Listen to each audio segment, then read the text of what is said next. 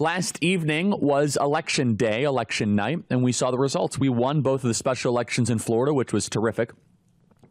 And we fell over 10 points short in the state of Wisconsin. Our Turning Point Action team worked very, very hard. We were outspent, outgunned, outmanned, but they did their very best, but we still fell dramatically short. We are a low prop party. We are the party of welders, electricians. We're a party that is younger. And the older you go up the ladder, actually, the more and more they're moving in the Democrat direction. The older you are, the more likely you are to vote. The wealthier you are, the more likely you are to vote. And both those things now are more likely to go in the Democrat direction. Yesterday, Crawford defeated Brad Schimmel in the Wisconsin Supreme Court off-year special election. That means Democrats now control the Wisconsin Supreme Court with a 4-3 majority. They're going to now get rid of 2 congressional seats in Wisconsin, which means that we'll have a much harder time winning the House of Representatives in 2026. They will also work very hard to repeal voter ID laws, even though there was a passage of a voter ID measure last evening, a little bit of a silver lining.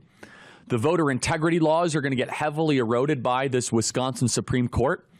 Also, issues such as men in female locker rooms. We covered in great detail a 16-year-old, 200-pound man who is in a locker room, a female locker room, and these young girls are forced to undress next to him while he is rubbing his genitals, and they get punished and they get kicked out of class because they are not sensitive enough or accepting enough to be around a naked 200-pound boy who very well might be masturbating next to them.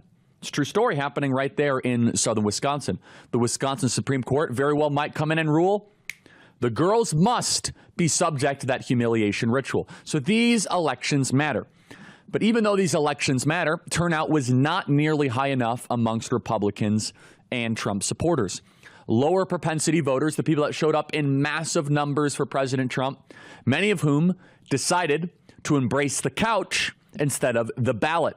Even though voting takes 5 to 10 minutes and you can fill out a ballot or go to a voting station or a voting center near you, many of whom decided to stay at home.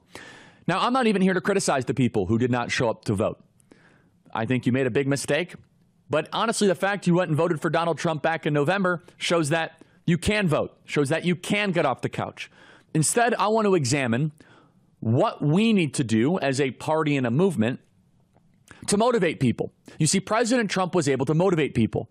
Your local congressman is not able to motivate people. A Supreme Court seat, your average welder says, why do I care about the Supreme Court seat? It's too abstract. It's too wonky. It's too distant. Where a hyper college educated, NPR listening, New York Times subscribing voter understands with great detail how this all plays together in a broader chess game to turn the country to the left, to make the country more progressive.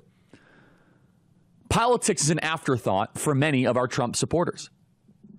They have common sense and American values, but they are voters who must be chased. And President Trump did so much of that work for us. And of course, we accompanied that work at Turning Point Action. Democrats have become the college indoctrinated, institutionalized, and government dependent high prop party. They live for politics. Politics is their religion. For full shows, live and on demand, it's Salem News Channel.